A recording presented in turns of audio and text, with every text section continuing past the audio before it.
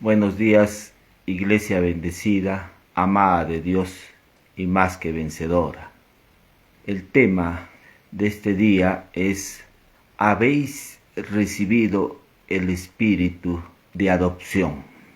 Un padre salía a la parte delantera de su casa, al porche, y de ahí divisaba cada día si había un movimiento, y él ponía su mirada hacia el horizonte, hacia los campos. Trataba de ver en el camino el regreso de su hijo. Y pasaban por ahí amigos, vecinos. Salía cada día a mirar, a ver, a esperar a ese hijo. Y mientras él esperaba, él repetía en su mente qué es lo que haría cuando se encontrara con su hijo. Y una tarde, mirando, oteando hacia el horizonte, él vio una figura familiar. Y cuando iba avanzando este hijo, se fue acercando cada vez más. Él se dio cuenta de que se trataba de su hijo. En ese momento él dejó su túnica, su dignidad, y le salió al encuentro, empezó a correr a fin de alcanzarlo. Y en el camino su corazón latía fuerte, corrían lágrimas en su mejilla, hasta que llegó a donde estaba su hijo y lo abrazó, lo colmó de besos. Este padre no esperó un intercambio de palabras, sino que se lanzó y lo abrazó y lo colmó de besos. Seguidamente pidió a sus siervos que saquen una túnica para su hijo, un anillo que lo pongan en su dedo y calzado para sus pies.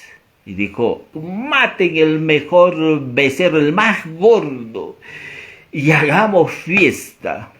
Esta es la acción que realizó este padre frente a su hijo. El hijo no se esperaba eso. El hijo estaba sorprendido de esta acción de su padre, porque esta acción era un acto de misericordia. En ella le extendió su favor, un favor inmerecido, con alimento, vestido, ropa y todas esas cosas. Muchos comentaristas dicen de este evangelio de Lucas 15, versículo 11 al 32, que este relato se trata del hijo pródigo. Ellos piensan que el personaje principal de este pasaje de las Escrituras se trata del hijo pródigo, pero en realidad no se trata del hijo pródigo, se trata de un padre amoroso, de un padre que le expresó amor, le expresó misericordia. Eso es lo que se ve en este pasaje de las Escrituras. Algunos están diciendo: no, es del hijo que se arrepintió, pero en realidad el héroe de este pasaje es el padre. Y Jesús mismo habló al respecto. Él contó este pasaje del amor de este padre. Lo contó para que los judíos de ese tiempo pudieran conocer al Padre, porque los judíos, cuando ellos ponían en su boca a Dios, ellos hablaban del Todopoderoso, del Omnipotente, del Omnisapiente, del Dios glorioso, santo, pero nunca ellos habían pronunciado esta palabra Padre. Y Jesús mismo en las oraciones enseñó incluso a sus discípulos a decir Padre nuestro.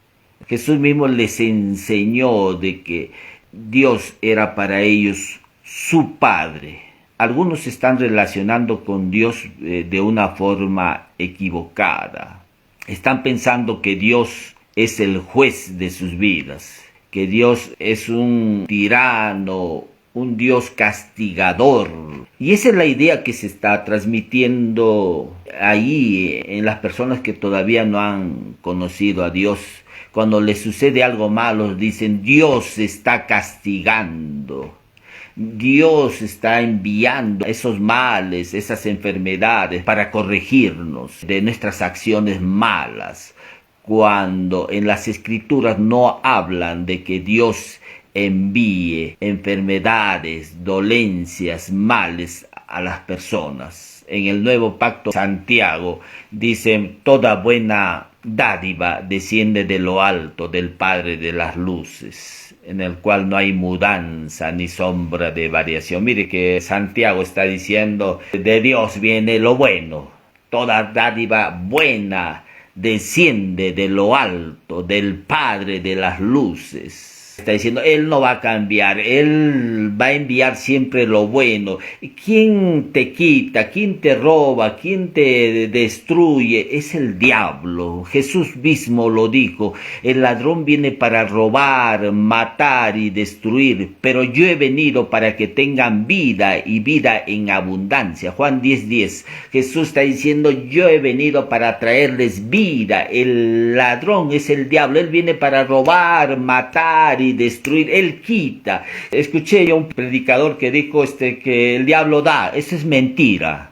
El diablo nunca va a dar. Solamente Dios, de Dios viene lo bueno, y Dios siempre da en abundancia. Esto es lo que Jesús quería que nosotros conociéramos: el amor de un padre. Y este amor de un padre se estaba viendo en esta escena, en este pasaje de las Escrituras, el amor de un padre. Cómo es que este padre le provee a su hijo y le extiende ese favor inmerecido, o llamado gracia, se lo extiende no porque él se lo merezca o porque él se lo haya ganado, sino porque ese es su amor. Ese es el amor de Dios. En la cultura judía, cuando un hijo pedía una herencia, estando sus padres vivos, era como darle una bofetada a sus padres, era como humillarlos, era como deshonrarlos, porque la herencia se daba cuando los padres morían. Y él dio su herencia estando sus padres vivos. Este acto de pedir herencia era como decirle a los padres que se mueran.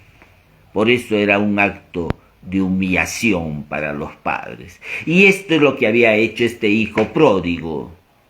Este hijo joven, ¿no? Este hijo joven, esto es lo que había hecho. Había pedido su herencia y se había ido, y había administrado mal esos bienes, había vivido perdidamente, se había metido con rameras, así lo relata el pasaje de Lucas. Pero cuando él regresa, el padre lo ve y él le sale al encuentro. Antes de que él diga una palabra, el padre lo abraza, lo besa. Ese es el amor del padre.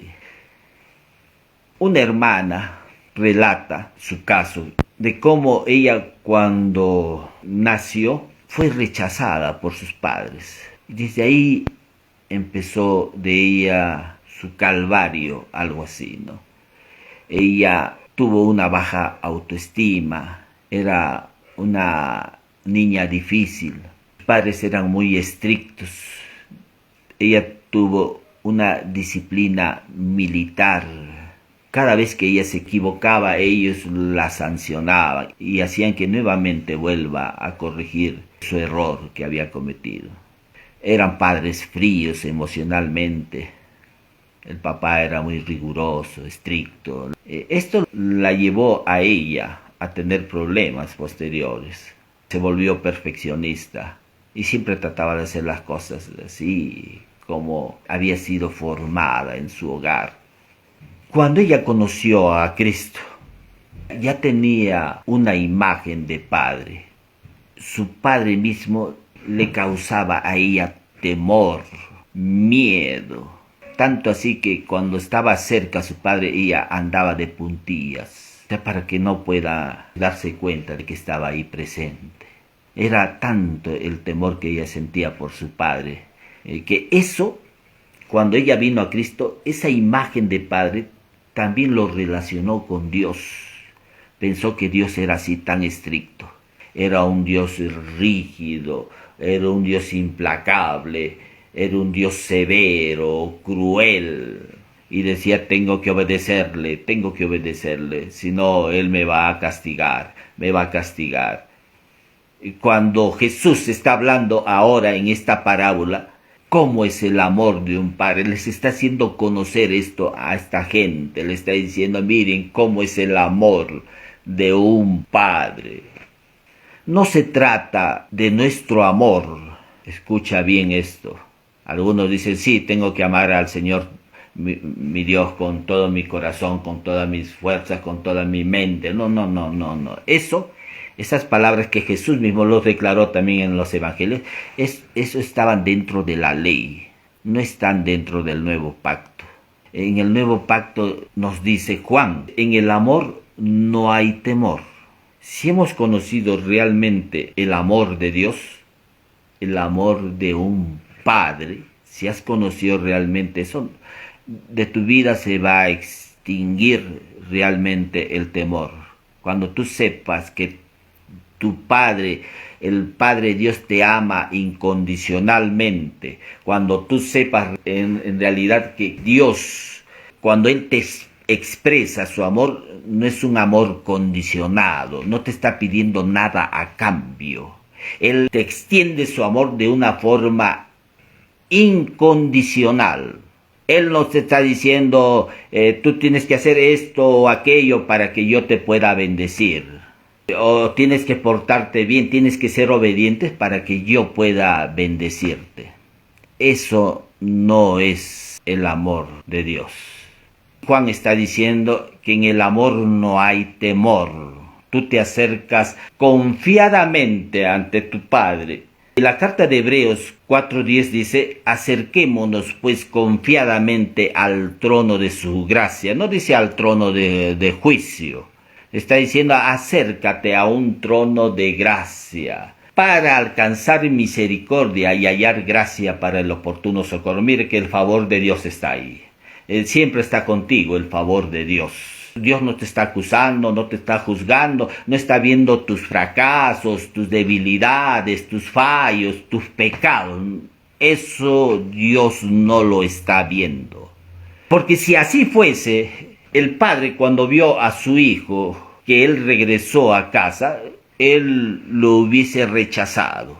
Le hubiese dicho, tú me has humillado, me has deshonrado y no te mereces nada para ti. Pero eso no fue la actuación del padre. El padre lo recibió y le extendió su misericordia y su favor a este hijo, dándole alimento, vestido, poniendo calzado en sus pies, túnicas, anillo, alimento. Maten el mejor becerro, el más gordo, y hagamos fiesta. Eso es el amor del Padre hacia nosotros. Ese es el amor de Dios, que es un amor incondicional, que no ve las debilidades, no ve los fracasos, no ve el pecado del hombre, no ve el pecado. Muchas iglesias están hablando que deja el pecado, renuncia al pecado, que Dios te va a castigar. Lo que Dios está viendo es a ese nuevo hombre en nosotros que ha sido creado en justicia y santidad de la verdad. Eso dice Efesios 4:24. Dios está viéndonos. Ahora Dios nos ve en Cristo, en su amado Hijo, nuestro Señor y Salvador Jesucristo. No se trata de tu amor, se trata del amor de Dios. No importa lo que tú hayas hecho, porque este hijo pidió herencia y humilló a sus padres. Si el padre hubiese visto esta debilidad en el hijo, no le hubiese mostrado su amor en realidad. Pero él no está viendo esas debilidades. Ahora, se trata del amor del Padre, se trata del amor de Dios. Por eso es que 1 de Juan 4:10 dice, en esto consiste el amor, no en que nosotros hayamos amado a Dios, sino en que Él nos amó a nosotros. O sea, lo primero que tienes que entender es el amor de Dios hacia ti. No estamos diciendo que no ames a Dios, ¿ya? Sino que lo primero que debemos entender nosotros es el amor de Él hacia nosotros. Porque de tal manera amó Dios al mundo que ha dado a su Hijo unigénito. Es el amor de Dios por nosotros. No dice porque de tal manera amó el hombre a Dios que Dios envió a su Hijo Jesucristo. No dice así el texto de Juan 3:16. Sino dice porque de tal manera amó Dios al mundo. Es el amor de Él hacia nosotros. Eso es lo que debemos entender. Es el amor del Padre hacia nosotros. Y es un amor que nunca deja de ser. 1 Corintios 3, ese es el amor de Dios, que nunca deja de ser. No es que me porté mal y ya Él dejó de amarnos. Eso no hace un padre, el que realmente es un padre, ¿no? No es que te has portado mal, hijo o hija, y ya no tienes mi amor. No, eso no sería un padre o una madre. Y cuánto más nuestro Dios. Cuanto más nuestro Padre dará, dice, buenas cosas, dice, tremendo de los evangelios. Él da buenas cosas. Él es nuestro Padre. Un Padre que no está viendo nuestras debilidades, que no está viendo nuestro pecado, que está viendo en nosotros su justicia, su amor. Y eso es lo que estaba viendo el Padre en este pasaje de este joven que pidió su herencia. Oh, el hijo pródigo, dicen los comentaristas, él regresó a su padre. Y la causa o la motivación de ese regreso de ese hijo no fue su amor hacia su padre, no fue su cariño o porque lo extrañaba a su padre. La verdadera motivación de este hijo, cuando él regresa a la casa de su padre, fue el hambre. Fue su estómago, porque él estaba ahí comiendo las algarrobas, la comida de los cerdos. Eso es lo que estaba comiendo ahí, y él decía, en la casa de mi padre hay abundancia de pan. Eso es lo que decía siempre, decía. Entonces su motivación no fue su amor hacia su padre. Su motivación interna, la que dirigió sus pasos hacia su regreso, fue su estómago. Sentía hambre. No había en él algo bueno para que él pueda decirle, Señor, fue un sentimiento bueno el que me hizo regresar hacia ti. No, fue la motivación de su estómago lo que lo llevó a este hijo a regresar a la casa de su padre. En él no hubo un genuino arrepentimiento. Posiblemente un remordimiento. Un remordimiento, tú te das cuenta de lo mal que está. Por eso dice, he pecado contra el cielo y contra ti, le dice a su padre. Ese remordimiento, porque un genuino arrepentimiento hay un cambio en nuestra manera de pensar, un cambio en la aceptación de quién es tu padre, aceptación de quién eres tú en realidad ahora en Cristo. Esto no lo hubo en este hijo. Y le dice al padre, ya no soy digno de ser llamado tu hijo. Hazme como uno de tus jornaleros. En las cartas de Pablo tú vas a darte cuenta que Dios no quiere jornaleros. Jornalero es aquel que recibe un dinero como resultado de su trabajo, de su esfuerzo propio. Tú las cosas de Dios no te las vas a ganar con tu esfuerzo propio. Las cosas de Dios son actos de gracia, de favor, son dones que Él nos da. El perdón de pecados es un don de Dios. El que tú seas hijo es un don de Dios. El que tú recibas una herencia es un don de Dios. El que seas una nueva criatura es un don de Dios. Nada vas a conseguir por tu propio esfuerzo. Todos son dones de Dios que Él nos ha impartido, que Él nos ha dado. Eso se llama gracia, eso se llama favor inmerecido. Y Él nos ha dado a nosotros cuando hemos creído en su Hijo Jesucristo. No es por nuestro esfuerzo que conseguimos las cosas de Dios. Y tengo que hacer esto para Dios, tengo que ser obediente. No, así no vas a conseguir. Tú tienes que mirar la obediencia de Cristo, no tu propia obediencia. Esto no significa que no seas obediente, porque mire, lo que dice Juan es, nosotros le amamos a Él porque Él nos amó primero. O sea, primero entendió Juan que si había una reacción de amor hacia Dios, es porque había entendido el amor de Dios hacia Él. Igual, si realmente no comprendes la grandeza de ese amor del Padre hacia su Hijo, no vas a poder realmente entender esto.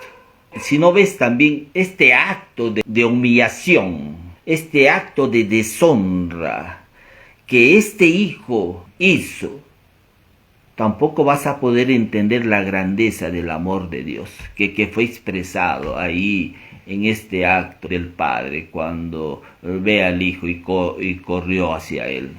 El apóstol Pablo dice, pues no habéis recibido el espíritu de esclavitud para estar otra vez en temor.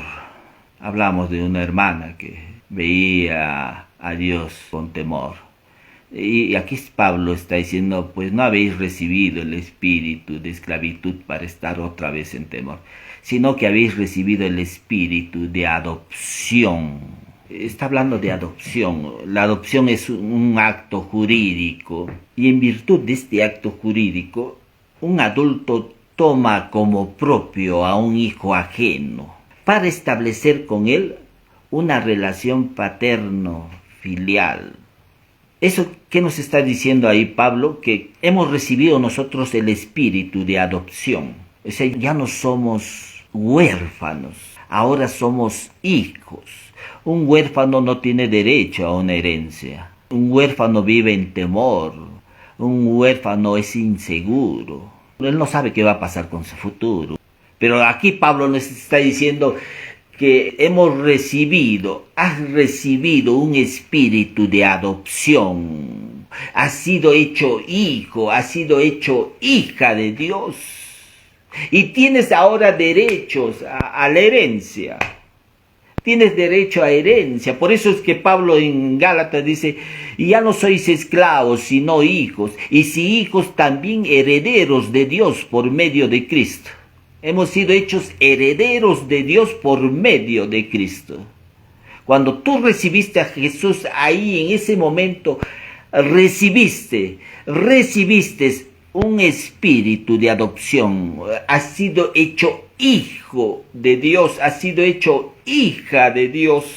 Por eso todo cambió. Desde ese momento que tú has recibido a Jesús, todo cambió. De pronto tenemos un Padre. Alguien que nos ama incondicionalmente, alguien que nos ama con amor eterno. Por fin podemos decir Abba Padre, porque el texto concluye, dice, pues habéis recibido el espíritu de adopción con el cual clamamos Abba Padre. Este Abba Padre es una palabra aramea que significa papito, padre. Nosotros podemos decir ahora Padre o Papito, Abba Padre, con toda confianza, ¿no? Por eso podemos acercarnos confiadamente ante el trono de gracia.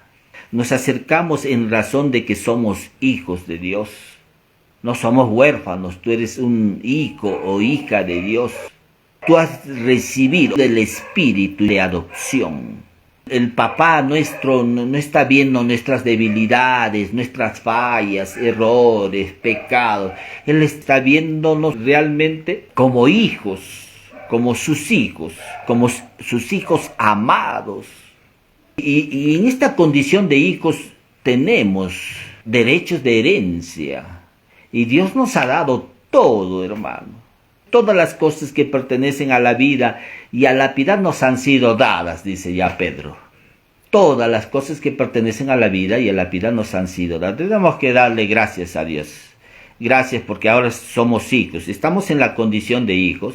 Y cuando tú dices, Señor, tomo el pan, tomo el alimento, tomo la salud, no estás rogándole a Dios, no estás suplicando por ello, sino que eso es tu derecho de hijo, ese es tu derecho de hija. El Padre no se va a molestar, el Padre no se va a amargar, porque eso es tu derecho de hija, de hijo de Dios. Tú no eres un mendigo ante sus ojos. Tú no eres un huérfano ante sus ojos. Tú no eres una esclava ante sus ojos. Tú eres hija de Dios, hijo de Dios. Cuando el hijo regresa a casa del padre, le dice: póngale sandalias a mi hijo. Los esclavos no usaban sandalias, andaban descalzos. Mire que el padre le pone sandalias porque con eso le estaba afirmando de que él era hijo de Dios. Igual manera, nosotros no somos esclavos, no somos gente huérfana. Tú tienes un padre, tú le hablas a tu padre y él te está escuchando. Tú le hablas a tu padre y dices: Señor, gracias porque en Cristo me ha sido dado todas las cosas. Y si algo te pido, Señor, es en razón de lo que tú ya me has dado. Y te agradezco por eso, Padre. Gracias por ser mi Padre. Aleluya. Damos gracias nuevamente a Papá Dios por este tiempo que Él nos da para aprender de su palabra, por darnos su alimento. Si por primera vez estás escuchando este mensaje y deseas que Jesús entre a tu vida, te invito a hacer esta oración conmigo. Repite conmigo: Señor Jesús, te agradezco porque tu sacrificio me ha puesto en la condición de hija o de hijo. Te agradezco por el perdón de mis pecados. Te agradezco porque me has mostrado tu amor ahí en la cruz, derramando tu sangre preciosa. Te recibo en mi corazón reconociéndote como mi único Señor, como el Señor de mi vida, como mi Salvador. Hago esta oración en el nombre precioso de Jesús. Amén. Si por primera vez has hecho esta oración, pídele, háblale al Espíritu Santo. Él está ahí oyéndote, papá. Dile: Señor, llévame a una iglesia cristiana donde pueda aprender de tu palabra, donde yo pueda crecer en gracia y en conocimiento de mi Señor y Salvador Jesucristo. Él lo va a hacer, Él te va a llevar a una iglesia cristiana. Voy a orar también por salud ahí. Si hay algún problema de salud, cualquiera sea el problema de salud, solamente tú recibo esta sanidad que tú has logrado, lo has hecho para mí, Señor, lo recibo en el nombre de Jesús. Nada más, eso es lo que tienes que decir. Yo voy a mencionar ahí los posibles problemas de salud que puedas tener. Señor, te pido a ellos que tienen problemas cardiovasculares, Señor, en el nombre de Jesús declaramos sanos. Problemas de sus funciones cerebrales, Señor, en la articulación de la palabra, en la visión, audición, en la comprensión del lenguaje, en la articulación del lenguaje, en problemas de parálisis facial, parálisis en su cuerpo, Señor. Todo eso declaramos sano por la llaga de Cristo. Los declaramos sanos. Tú di ahí: recibo mi sanidad en el nombre de Jesús. Recíbelo ahora en el nombre de Jesús. Lo que Jesús ya ha ganado para ti hace 2000 años y por su llaga fuisteis sanados. Gracias. Oramos una vez más agradeciéndote, Padre, por tu amor en el nombre precioso de Jesús. Amén. Nos estamos viendo el próximo domingo, hermanos. Bendiciones.